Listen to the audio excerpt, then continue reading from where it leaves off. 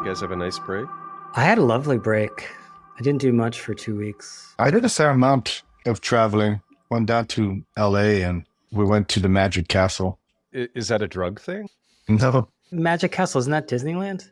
no, no. The Magic Castle is this place in LA. The whole place is kind of this old LA staple full of pictures of magicians and velvety curtains and different little rooms everywhere and people are doing close-up magic and there's like bars and everybody has to wear suits and stuff. Wow. Sounds like a Yeah. drug thing. It is a drug thing. I hate magic, so I did feel Yeah, like that sounds like the right place for you. it was an interesting experience to be surrounded by it, immersed in it. It's hard to imagine that Diplo is talking about doing acid on the I saw CNN New Year's show. Yeah, normalize it. That's good. I'm on acid right now.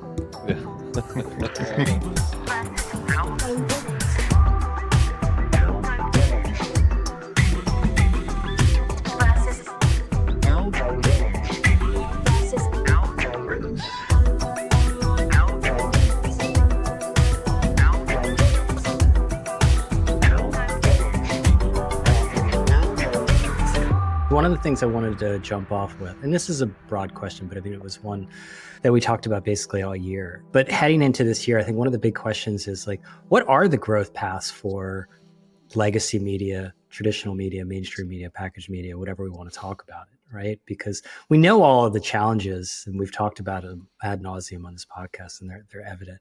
But finding the growth paths is kind of hard, to be honest with you. I want to be optimistic. The sun is out. It's almost 80 degrees. But Troy, how are you seeing? I mean, is this going to be another year of, basically managing decline? Or are there new paths for growth that you see out there for the legacy business? Forget about the people who are starting from scratch, because they're always going to have an advantage.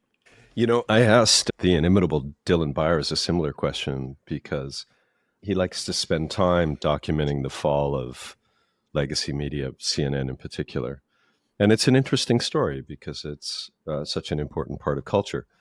But when asked about, what kind of legacy media brands are making it through this transition with any kind of, with real success or agility, he pointed to the New York Times.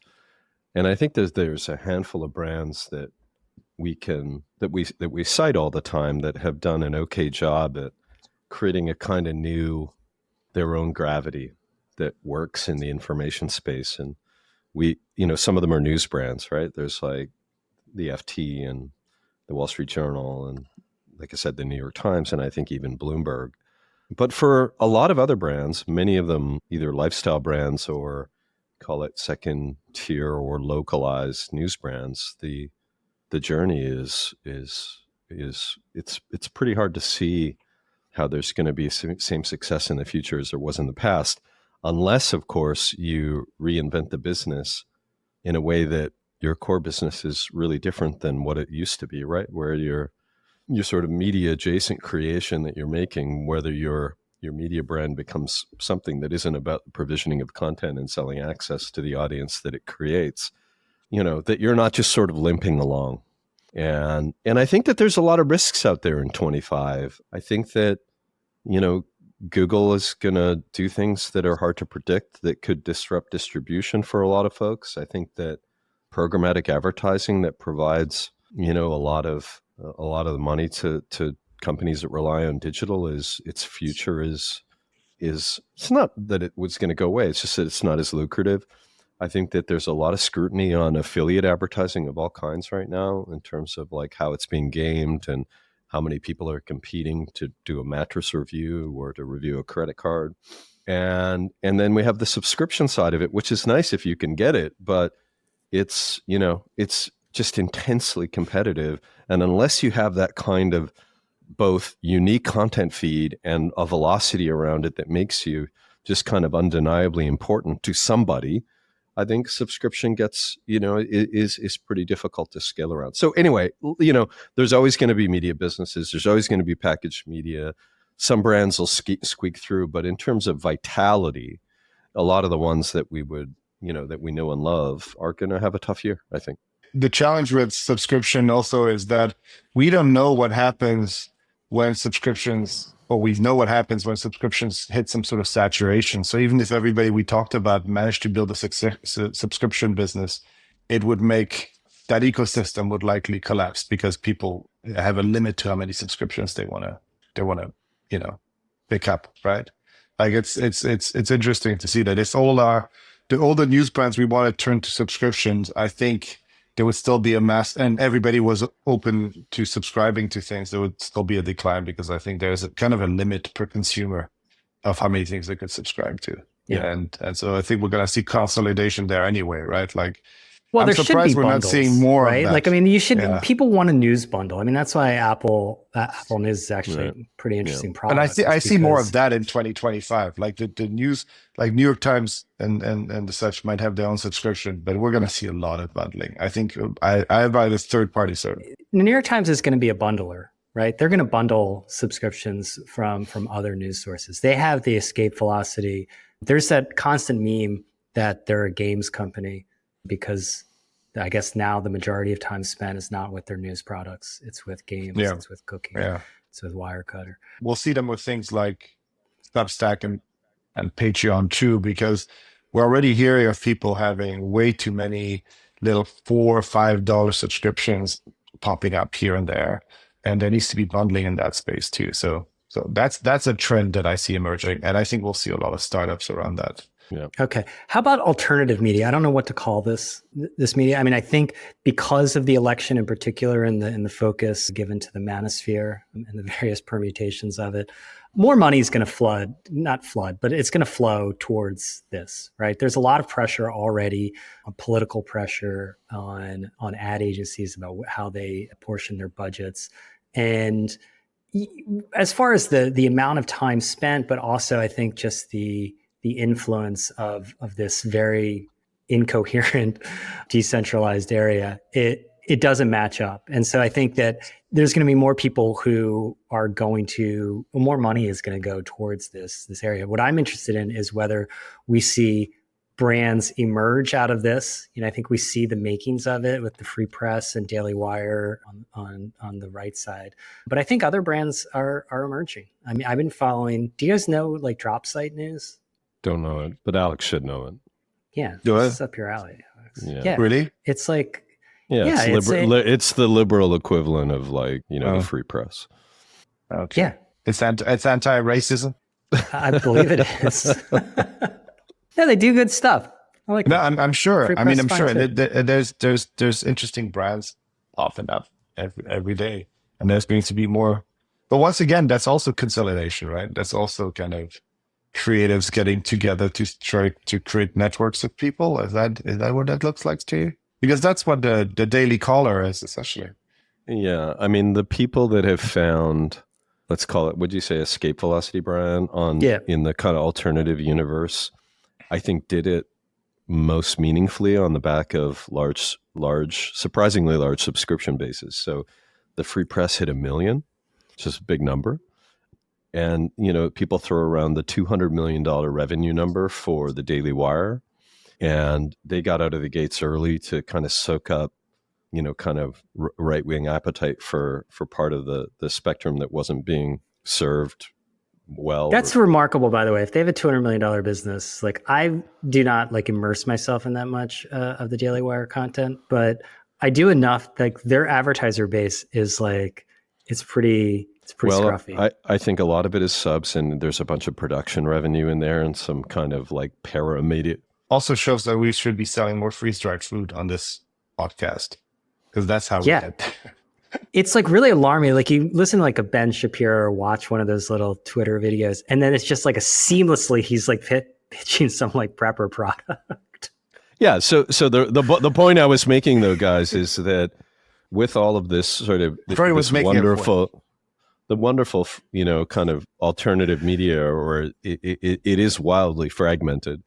And I think the hardest thing for emerging talent there is how do you build the an infrastructure to trap ad dollars, because it takes a lot of people and a lot of work to go get that money. Brian, you know that better than anyone. I do.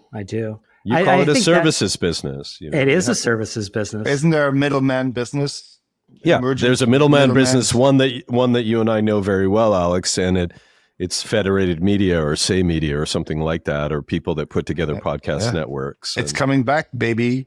We were too early. Everything always comes back to an ad network at the end of the day. If people keep trying to invent all kinds of things, no, we're going to make it like NASDAQ and everything. And then it's like, you know what? No, let's just make it an ad network. The most shocking thing there that someone was telling me from a senior executive at a holding company was telling me that retail media has this kind of strong kind of perversional, is that a word? It is now. Pressure where if you're a scaled retailer and you don't have a retail media network, then it's harder for you to compete because you need those easy profits to lower your prices on your core goods. So you can't compete as a retailer without having a way to trap the attention dollars and profit from that. And then retail media networks run out of kind of surface area to advertise on because there's only so much volume on the places where they sell, where you can run media, and they become essentially this kind of ad network all over again. They become the data provider on top of, local media or anybody else that doesn't have consumption signal to sell their media. It's interesting. I kind of hate retail media. Why would you say something like that? Because it's like, if you look at it makes the products worse. Like it's literally, it introduces like all the bad incentives that have defined digital media into the commerce experience. I mean, Amazon's gone from like being its intense customer focus wade through Amazon these days. It's a disaster. These feeds are a disaster. Everything is sponsored. You can't believe any reviews. I mean, I used to just get the most popular or whatever. It does create a lot of weird behaviors. The honey scandal is an example of this, by the way. If you're familiar with the honey. Do you want to go? I'll tell you what I know about Honey it. is a great company. It's a great example of this last wave. Okay, of so Honey was a Chrome extension that would find discount codes, and it would pop up when you were on the transactional part of any e-commerce experience that you were going through, and it would find coupon codes for you. And their installed base was so enormous that the company sold for more than, I think, $2 billion. I don't know the exact number, Brian. Maybe you know. I'll look it up. But I'm on YouTube yesterday, and I see that Marcus Brownlee has done a video. $4 billion, by the way, January 2020. Right, $4 billion. So Marcus has done a sort of honey hate video. He's taken the time to create a video about why honey sucks so bad. Turns out that honey's done two things that are kind of gnarly and part of this kind of perverse incentive thing that you just described. The first is that they sponsored hundreds of YouTube creators, and what they were doing thousands. Sorry, it's and podcasters, thousands. Yeah. Okay, thousands. And what they were doing is essentially hijacking the affiliate codes that all the people put on their videos. So the way that Honey works is because they're the last stop before a transaction, they take the affiliate revenue with their code. So they were taking... That is not the promise of the product, and it's any affiliate code that runs through your browser. Right. So they were stealing the affiliate code without telling the creators. The second thing is... They pissed off the creators, yeah. So the core business model is also kind of insane. It's a shakedown. And essentially what they do is they go to retailers and they say, if you don't pay me, essentially, and give me a 5% discount code, I will surface all of the higher percentage discount codes to my audience. And if you're Bed Bath & Beyond or whatever, I'll give them a 20% coupon code. But if you pay me, I'll automatically insert the 5% coupon code that you gave me. So the shakedown is, prevent discounting. It's a protection racket, right? It's a protection racket. This is a core digital business model, isn't it? Yes, but the big mistake here is that the protection racket usually serves somebody, but in this case, they pissed off the creators by taking away their affiliate revenue. They pissed off the stores because all the stores hated them. And then they managed to rip off the customers by giving them the worst discount code. So nobody, at least the rule of the protection racket is make somebody happy, right? right? Well, they made Other- they made the people that sold honey to PayPal very happy. I don't know. That's Protection true, rackets, that's true. usually only the momsters are like getting any benefit out of protection rackets, aren't they? Isn't it the But I mean, population like, look, gets something out to of me, it? it's I like don't know. the like Google deciding that it was going to sell ads on branded keywords. That's basically when it went over into the protection racket business. Yeah. It's like people are putting your brand into our search engine. Okay, this is not a hard problem to Good solve analogy. as a search Good engine. analogy. And they just decided, no, we're going to sell ads against that. If you don't want to pay, we're going to sell it to your competitors. And this is and not only that, then they also created a browser that allowed people to just put the brand into the search, and it would take you to whatever the first search result was, right? So it's a very similar situation. I mean, MySpace used to do this. They used to say, look, set up your page, no problem, Wendy's, everything's free. We're going to sell ads to Burger King unless you like cut the check. It's up to you. We used to you do don't it. have We to. used to do it with Car and Driver and our automotive network at Hearst that I ran. And what we would do is bundle up all of the sort of, call it, premium European car inventory, and give Audi the first dibs to buy their page, and quickly go over to BMW and sell them that page. It's a nice ad strategy or a sales strategy. Let's just say, how would you execute on that? Like with say webinars, like, is there a way? Just curious. Well, first you have to have a little bit of market power. Maybe that's why the webinar market just is like fiercely competitive. So it's the last remaining truly honest it space it's an for honest the media business. person. It's an honest person. Okay, so we got the honey thing.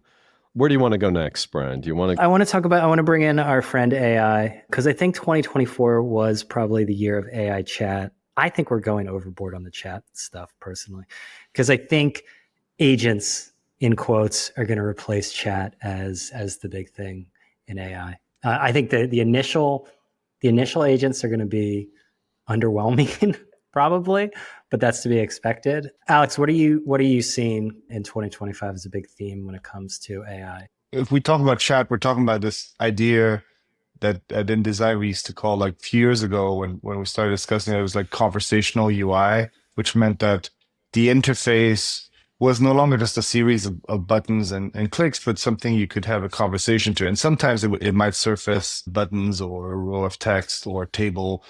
But the main thing was that this concept that human beings like to converse with things, and oftentimes the best searches or the best way to do an action is a series of, back and forths, right? I don't think that's going away. I think we've had an interface shift the same way we've moved into touch, and we're moving towards a more conversational age. Now, it's not going to be everything becomes a conversation, but we're already seeing, at the end of 2024, a lot of these chat services like Perplexity or OpenAI starting to be a lot smarter with the way that conversation goes. Like I asked it to come up with flights or something, it gave me a table, it will add buttons. So I think the conversational UI isn't going anywhere. I think there's going to be a doubling down in devices that you can put into your home. Like we had this, the Alexa stuff and stuff like that. That's not going away. In fact, we're hearing that Apple is going to invest a ton of money in building little screens that you can put on your kitchen counter. And that's also that you can have conversations with Siri. So that's going to be the interface, and the agents are going to run through that. And so, and I think the most important thing, especially when we're in media, is to think about what the future interface is. And that's going to be the way we interact, not with all, but with a lot of both utility and content that we access from a computer is going to be some sort of conversational way, either typing or talking. It's not going away. I think that train I would is say firmly going on the away. tracks. It seems like a lot of the chat interface has been putting a lot of the work on the user. Yeah, it needs to be augmented, and the way I would look at that is building on Alex's thoughts there. You don't wake up in the morning and say, you don't ask a question when you wake up. You want to read a feed of what's important, right? You want to go to the newspaper. You want someone to have done some work for you to present you with the most important information. And so it's almost like turning chat inside out. The interesting thing about chat and AI is all of the infrastructure is there. You can just pump queries into it automatically. So when you start to see chat augmented with, intelligent curation, then chat becomes feed. And when chat becomes feed, I think that those interfaces, and I think the first group pointing to what the future looks like there is Perplexity. If you thought, what happens if Chat GPT becomes not just a chatbot, but a place where they're doing some of the work for me, it becomes a really interesting media interface. And I think that It's hugely we've already powerful. we're already seeing some of that, right? Like where Perplexity has said you can go into our Discover tab and we'll curate a bunch for you. And by the way, we'll also make a podcast feed and an email feed of the most important things for you. This is why Google is and I've changed my mind about this, but like, I mean, one thing we are going to see is that there's going to be a lot more similarities between all of these models, right? And they're all going to be able to do pretty amazing things. But Google is such an advantage because they have kind of the underlying technology and they have the browser for now. Because if it's done through the browser, like the resurgence of the browser as the most important thing is kind of like something I didn't see coming. But if you have the browser, it doesn't matter if you're behind a paywall. It doesn't matter if you're anything. All of my stuff will be accessible by an agent. And that agent doesn't even need to be that smart, because I can wake up in the morning and tell my, Google Assistant or whatever to tell me like, hey, what's going on in Las Vegas? And they would go and up and go and it goes like, oh yeah, there's a Cybertruck exploded over the Trump Hotel in front of the Trump Hotel, and here's what your news sources are saying. Also, your favorite podcaster has a emergency. Just to be clear, thing. It didn't explode, Alex. Someone detonated it. It's a little. There's a difference. Do we know that? Yeah, that was the way to start the year. It's like some Hollywood foreshadowing. But I do think like a lot of this, like there needs to be kind of like an information omotenashi, of like, the Japanese hospitality art where they anticipate your needs. Like right now it's so passive and it's requiring people to do the driving themselves and to know the questions to ask. It reminds me of like the early days of search where you had to know the Boolean logic to try to get the right results. And it was like, it's crazy to think about that, of like putting in these like formulas basically. Well, just this is a kind of Schleiferism, but now I've got his attention. We've talked in 24 a lot about the importance of interactivity in media. And I do think we are seeing some new modalities. Look at me talking like a podcaster. Because Alex, I did go down this Dylan rabbit hole, and I was in the car 2 days ago, fresh after seeing the new biopic, Complete Unknown, and I got into a conversation with ChatGPT. And by the way, it was a natural sounding, kind of learned British female who was helping me out. And it was totally natural. And we went through a bunch of Bob Dylan songs together and deconstructed the lyrics, talked about the critical response to the song at the time and what Dylan was thinking, if anybody knew, and all of this. And it was like, it wasn't me reading a review of Highway 61, on Rolling Stone. It was way better. Because we were kind of going through it together. And there was a massive amount of knowledge on the AI side in terms of any question I wanted answered about the context of the song or the meaning of the lyrics. And then I could kind of direct it the way I wanted. And I found it to be an extremely satisfying media experience. It'll be one of many, right? Like, I mean, sometimes you want just a package, like a complete unknown was packaged for you. And did you want to interact with it, like, and change the characters? I did afterwards. But it's important, Brian, to understand, first of all, the thing Troy is talking about, I recommend everybody do it. I do it all the time when I'm stuck in traffic. The fact that we can talk nonchalantly about the fact that we can have conversations with computers about Bob Dylan, I think we've all gone slightly insane, because I do the same thing. It's this incredible technology. It's like, it's such a huge leap to where we were 5 years ago. Yeah. And if you haven't tried it out yet, what are you doing? Go back onto your rock. The thing, I think, when we have to shift that mindset, and I don't have a fully fleshed out idea of this, but here's the thing we're dealing with here.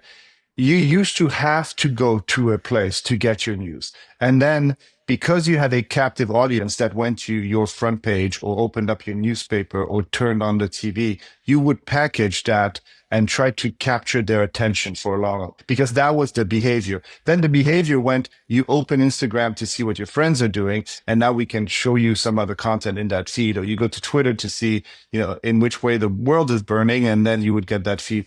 There's a new behavior now, which is, and I don't know, and maybe it goes, it's the fact that it still starts from some sort of prompt. It will start, a lot of people's mornings are going to go, hey, what's happening today?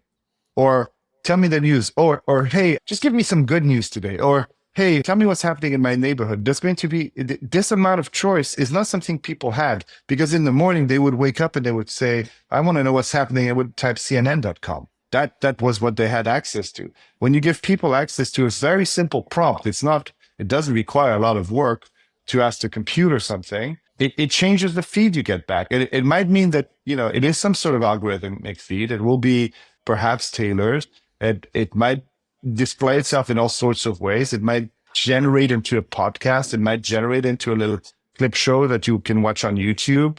It might do all sorts of things, but that changes things. And it all starts from this, what we're calling the chat interface, but it's what I'm talking about more is kind of this conversational UI, what having a conversational interface changes in your daily behaviors. And so you need to kind of pop yourself out of that mindset that you had to go somewhere.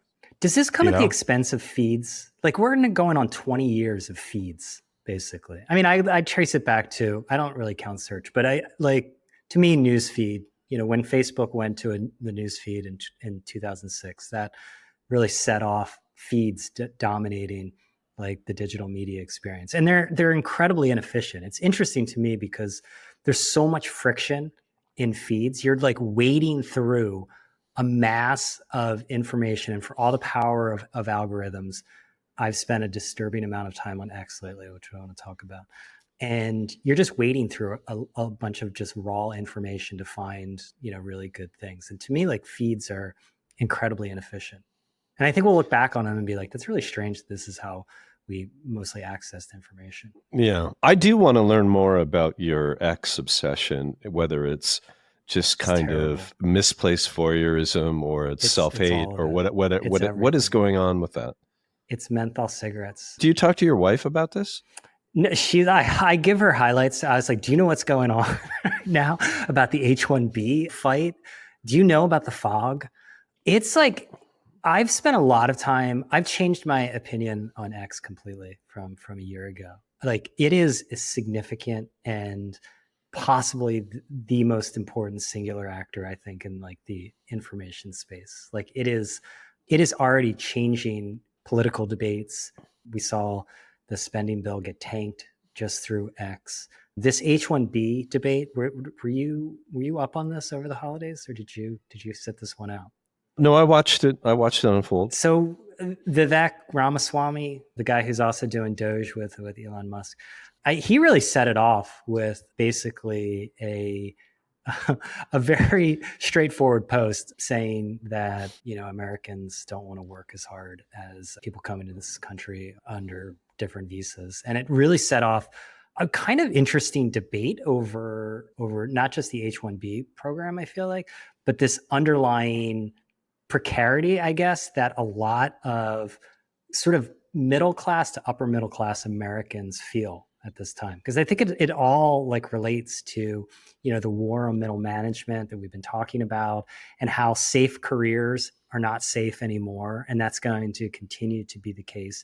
You can quote unquote do all the right things, and you still aren't guaranteed what a lot of people think they deserve, which is the same living standards, if not like much higher than their parents. If that's entitlement, I think that's a common feeling of entitlement. But it was fascinating to watch it unfold on Twitter and the different directions that the debate took place. And then you flip over to legacy mainstream packaged media, and it's sort of, they're irrelevant to this very important debate that's taking place. To me, it's indicative of it's not going to be on every issue, but that is a real sign of the loss of influence and how and where it's going towards. I'm going to pause while Alex jumps in here for a second. Did you see any of this? Was this on Threads? The H1B stuff? It was on Threads. It's hard for me to calculate the value of X there because I think X it feels like just like a telex that Ramaswamy put out and then it became something else and the conversation was happening everywhere. I feel like the social network of choice is the one that has the best algorithm. I find that my algorithm on X is a mess and my algorithm on Threads is slightly better. And I think mileage may vary, right? As an aside, like Ramaswamy, like we think all these people are so intelligent, but damn, that was a stupid thing to say. You guys are too dumb and lazy to get the good jobs, so we're still gonna get we're gonna get the type of immigration in that gets the high paid jobs, right? Well, again, I keep going back to we never had the debates about globalization really that we should have because the people who are being affected were mostly blue collar workers and not like the quote unquote knowledge workers, a laptop class. And now, we want to have these debates. We want to have them very much so because AI is coming for these comfortable jobs. It's not coming for plumbers' jobs. AI is coming for software engineers. It's coming for accountants. It's going to come for lawyers. Well, for sure. But it's also, it's also interesting because the H-1B, there are challenges, with the H-1B and it started a conversation and most people. Were you guys H-1B people? I was an H-1B. That's how I came in. Okay. Troy, declare your status. Were you an O1? Troy was an O1. I was an L visa. I was executive transplant. Loser visa? They felt sorry for you? But it was it's the same idea. I got a couple questions here, if you don't mind. And one of them is just a straightforward, like who replaced all the journalists on X and why do we need to go there? And what is the source of, what is the real value proposition inside of there? I actually disagree with Alex. I think the algorithm's important, but what's more important is the source, who's participating. And so, one of the interesting things about this, the H-1B debate is when these enterprising sort of, independent data analysts went out for free and started trying to get all the facts, right? Deconstructing who gets H-1Bs and how many are there and where they're coming from and all of that. And, that's a kind of journalistic function that was replaced by the commons. Yeah. And it wasn't perfect. There was a lot of like bad screen grabs out there and... Yeah. So are journalists lurking on X? Are the libs lurking? But I don't understand what I mean. Is that the stuff just the stuff just comes out. Somebody makes a post and the conversation happens everywhere. If you're paying attention to like media across the board, a lot of people have replaced their the X feed with blue sky feeds. It is a thing. It's happening across like a culture, like a lot of movie sites that I read and stuff like that. There's a lot of competition. I think like it doesn't matter where the message goes out because like there's the algorithm ecosystem will make it that if you're somebody big enough, that message will come out. Like Ramaswamy could have posted this on MySpace and it would have made the news. Like you guys are like completely like trying to validate something that you're addicted to. That there's no reason for it to exist. Okay, that's a very good point. If it disappeared tomorrow, nothing would change. Are you on MySpace? I could be. I think it was bought by an ad network. Specific Media. Yeah. Which is now Viant, I think. Yeah, it's Viant. It's the Vanderhook brothers. Okay, but so we don't know. Something's going on X. Brian's in 25. We're gonna keep asking you questions about it. The most interesting thing was the cracks showing up in the right wing media ecosystem, where like Bannon is still. Bannon has completely split out. And I'm so surprised that this alliance didn't last. But Bannon is smart enough to know that his value proposition is anger and fear. That if he gives up his kind of high priest role to Elon, he loses a huge amount of influence. So he has to fight Elon. I mean, he went to jail. Yeah, I wonder what all the every kind of edge of that ecosystem, and I include the All In podcast, and that is going to do now that they're no longer the ones that are, the silenced by the elite ones, and they're very much the ones in power. I think that's where the cracks are going to show. So we're going to see. It's going to be interesting to see where they all like fall into. That's going to be a fun time to watch that. which it was a good spots. tangent when it veered into the jocks versus the nerds. I mean, that was the heart of Ramaswamy's cultural the ring critique. Saved by the Bell. You got to be more like Screech and less like. Yeah, I mean that must have been music to your ears. I think Alex, think guys, I don't know, but I think somebody got bullied when they were younger. Got bullied? Yeah, I think somebody's driven by memories of bullying. Let's talk about advertising. Well, just before we close this off, there is one other one, and often the line is, there is, Alex, you're big on this, which is the disparity in income, which is undoubtedly an issue in our society. But there is, and I think that there is a large group of folks for whom actually the economy is, giving them more than it used to give, say, my parents.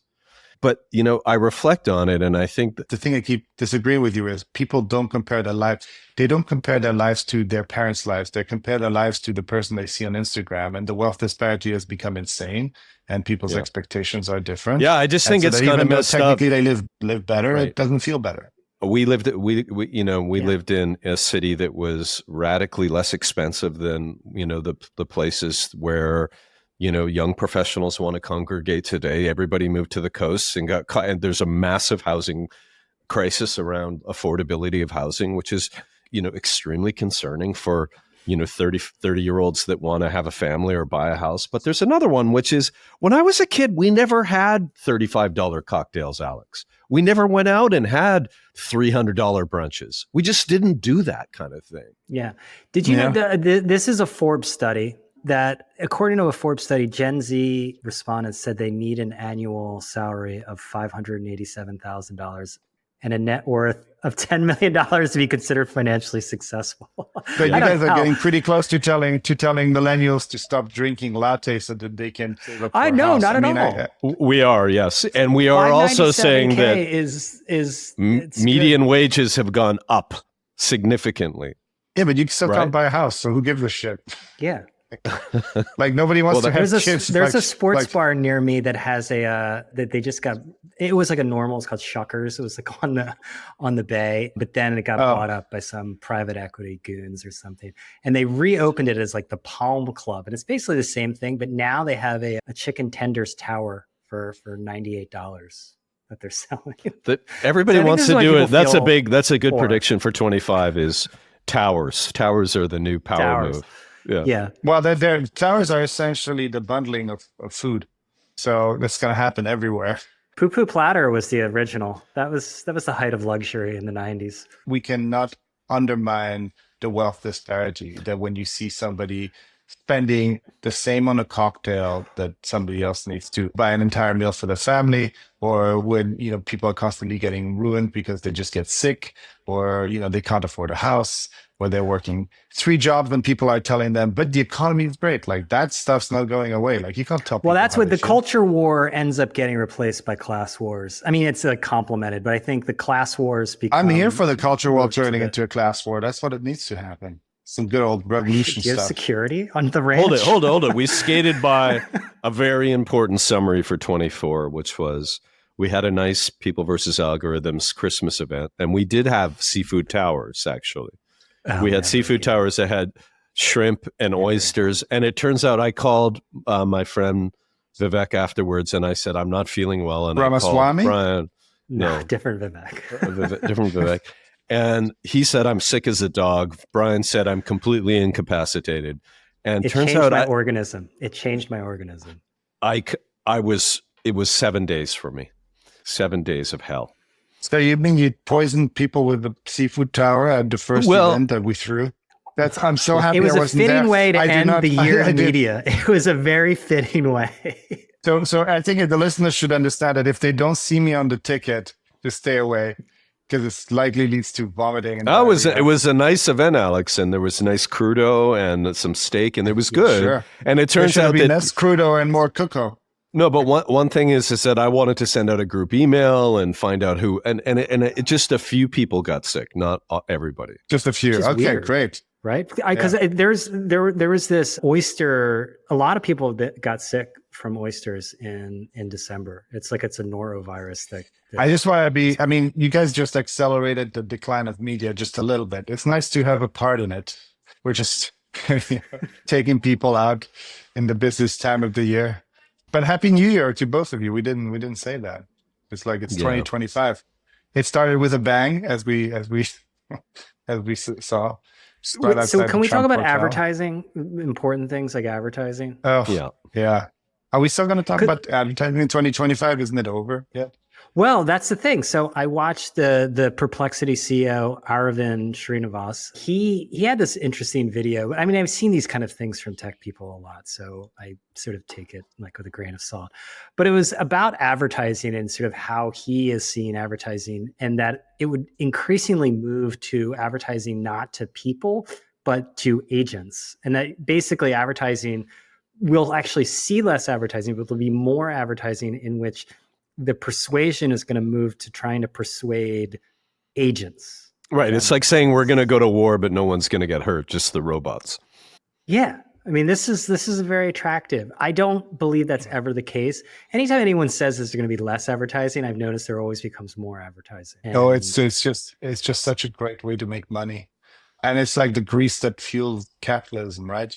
You know, everybody wants a new product to be, but it's just, I think it's going to be less noticeable as advertising. You know, I think what we've noticed is a slow transition from advertising being so obvious, right? Where you just, you know, you had the soap opera stars singing out the brands to it getting into your feed. And now it's just so integrated to our daily content habits that we don't even notice that a lot of it is advertising. And when it turns to AI, it's going to be like really impossible to kind of discern what's advertising and what's not, and how you kind of tweak the results so that your stuff gets shown, you know, 3% more than the other stuff when somebody asked which car they should buy. You know? And did you see that Meta is planning on really going hard into basically having AI characters on all their platforms? So I think when we talk about like influencers, I still don't. I have no idea. I'm sure some people will. I don't. I think it's still going to be a very niche behavior to have like virtual friends for a while, and following AI influencers is like the saddest thing I've ever heard in my life. Well, let's stick to advertising for a second, because Alex, I know how you feel, and I understand how you feel. So you're. What about advertising? Why is Alex anti-advertising? He's not. He's just. Network? I've known Alex for a long time. It's fine. Guys, I'm not saying the world can exist without it, but come on, nobody likes advertising. Dude, to connect advertising to capitalism as its downfall. Did you see the I mean, Pop-Tarts are you bowl? a fucking communist? Like, what is going on here? Like, what is the grease that you want to have in a system where people? No, I'm being honest. I understand that capitalism greases the wheel to make sure that the whole system works. And I'm not anti-capitalist, but I don't like advertising, and I don't think anybody does. Nobody. Well, you're more anti-capitalist than you were before you got rich, which is a nice sentiment. But I was always. That is the best way. Okay, but let me just focus on advertising for a second. I'm sorry, you can have the soapbox in a minute, Alex. I got to tell you, you know, your boy Jason Zada, who I don't know, who got some attention. He was the ECD at EVB. They made great microsites. Okay, so Google comes out with, what is it, Alex? VO2, VO1, it's VO2. VO2. Which is their video rendering, AI rendering, generative AI rendering thing. And it quickly surpasses, is it Sora, which is OpenAI's? And then Jason comes out with 2 videos that show its potential in quick succession. The first was called Fade Out. No, the first was called The Heist, and the next was called Fade Out. One was more character driven. And they showed you that, oh my God, you can make stuff with like object permanence, with kind of logical gravity, with kind of tonal consistency, and they look incredible. They're just like incredible short films made with prompts. And editing, obviously, there's a lot of editing in it still.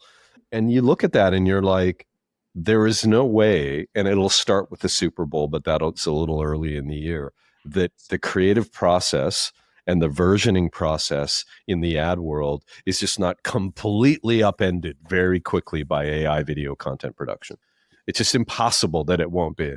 We haven't really learned how to use the tools yet because I don't think anybody's made something that's truly compelling outside of the fact that it's AI generated. I think what we're going to see is those examples are pretty compelling, and you know that every time I think you wouldn't watch them if you. Yeah, but artists will make just cool showed you that video. The artists always figure out a way to use it in different ways. But then when I push Brian on this morning, he said to me, "Well, even a lot of advertising agency work is unsexy versioning and busy work." And, even though BBDO may not have a future making $1 million AT&T spots, there is still the need to create spectacle, to which he then starts talking about the Pop-Tart Bowl. Did you see it, Alex? No. Okay, so you did not. What is the Pop-Tart Bowl? It's it's not one of the big college football bowls, which are the end of the season, like championships. They have a championships now, but these are the traditional like bowl games in which two successful teams battle it out, neutral site. And usually they have some kind of like theme. It's like kind of a relic of the past. Like the Rose Bowl, right? Or the Orange Bowl. Yeah, the Rose Bowl. But then it became like more commercialized because it's America. And it became like the Tostitos Fiesta Bowl, et cetera. And so they're like, okay, let's go hard. So the Pop-Tarts Bowl happened, and the game itself was okay. Did the characters fly out of toasters and stuff? Did they do any acrobatics? The trophy was an actual quote unquote working toaster in which I think it was a strawberry Pop-Tart got shoved into the toaster and then out popped an edible version of the Pop-Tart. And it was just the entire thing. It's Pop-Tarts. Yes, the entire thing was pure spectacle. And so I think of that as it's a positive for advertising becoming creative again, because when programmatic came about, I can remember going to an early programmatic conference, which I would not wish on like my worst enemy, but all of a sudden they were talking data. And then finally some guy was like, the biggest driver of performance is creative. I was like, finally, someone's going to talk about creative. And he started talking about the Punch the Monkey ads and how they like tested like 9,000 versions of like the punching the monkey. And advertising creativity has been kind of relegated to, sidelight in this era of like hyper targeting. So I'm for bringing back advertising creativity in the form of the Pop-Tart. I mean, I think we're talking about like creativity across every sector that's been touched by tech has been sidelined by data. I mean, even in down to the way oftentimes shows are selected on these streaming networks, down to the way products are built in technology, everything has been turned into an experiment. And advertising has just seen the most dramatic change of that. So I'm really happy to see like if the whole thing kind of collapses on itself, that the true differentiator is just going to be people having good ideas. I got to know Jason because he created Elf Yourself. I mean, I'm sure at Organic, I remember you guys were very jealous of Elf Yourself. Iconic microsite. Iconic. Yeah. Alex, you used to make elf things, right? Well, we did something similar that was quite popular. Like upload your face. We got to know also the folks at Jib Jab, right? I don't think so. Jib Jab, they're like the heels of this thing. They were like the villains because they ended up. There was this legal battle with Elf Yourself. Well, I wrote a lot of stories about it. I think Elf Yourself was very, very, very derivative of the Jib Jab stuff. I don't know if they were like patent trolls. I don't know. That's what Jason will tell you. We got patent trolled by somebody that wasn't Jib Jab on one of our things where they said that they owned the copyright of cutting a face out and putting it on something else. So that was good times. But yeah, I hope that we see creativity and just human ideas take up, a bigger role in the way things are successful. I don't know if a Pop-Tart trophy is the best example of that, but we'll see. It was all through the game. Look, it spawned memes. I think what you want is you want to have this act as almost like a prompt for people to take it over themselves. I mean, it's the same thing as the Complete Unknown press tour. You just want to be create some sort of mimetic energy that you put out into all the algorithms so people talk about you. And if they're talking about you as Timothée Chalamet or Tostitos, then you're good. You're golden. That's the way to do it. And being kind of mimetic and being kind of in the moment I think, is a creative act. And I think we're just going to have to take more risks. Like we need a Rick Rubin of advertising. Somebody that just, just There's a feels lot it, of Rick Rubins in advertising. And a lot of people that look like Rick People who Rubin don't in play an advertising. instrument, don't know it. Don't know what they're doing. They just sit around and just nod. Yes, there's that. This is mostly I like what you did here. Bring me something else. Troy, I would say, was the Rick Rubin of advertising before Rick Rubin. God, I wish. I think that's all I have. Well, we can go to Oh, good product. I hope you're going to start off the year strong with a good product. well, the first thing that comes to mind is AI chat is a massively good product, I think. And I think Alex is right about that. He's been right all along. The next thing that I would go to is something I know nothing about, which is a friend of mine was over on New Year's Eve and she said, you have to put this on your good product because it's a great product. And I've never used it. It's called Resimi. Do you use Resimi? No. It's an app that sucks in all of your recipes and puts them into a standard format, which can't be good for the people that create recipes. They put that on themselves, though. What's that? The fact that there is space for a product that exists to make your product not a nightmare to use is your own fault. And there's another product like that I would. Yeah, but they were responding to the incentives that were set by Google. Google. Yeah. This is all Google's fault. No, but Google was just responding to the incentives. I don't know. Everybody's responding to some incentives. They're all just creatures responding to, the kind of ecosystem that is like capitalism. Nobody's doing anything wrong here. But if you're creating content, at the end of the day, you should learn the fact that you're just, bending the knee to Google and making a product that is crappy for your users is never going to end well. I think, that's the rule. Like at every step of the way, if you're making something that the users don't like, you're not going to last long because the people you're doing it for don't care about you and they're going to change their algorithm. Just make good things. I had one other one that I thought was cool. I like buying fragrances for my family at Christmas time. But there's an arrogance to that, right? Because you have to select the fragrance for somebody and sort of say, you're going to like this. And no one ever takes it back. And good ones are expensive. Well, I think you might have done that one already. Did I do this one? Where you pay? Yeah. It actually inspired me to buy my wife that present. Did we do it last week? Is that what this has come to? Regurgitating? Yeah. Oh my God, that's embarrassing. It did sound familiar, I gotta say. It's the Dries Van Noten fragrance sample. Yes, now you did. We already did this. The Dries Van Noten. No, it's just that I wasn't prepared. And then I need to go. That was a real bummer, Troy. That's how you start the year.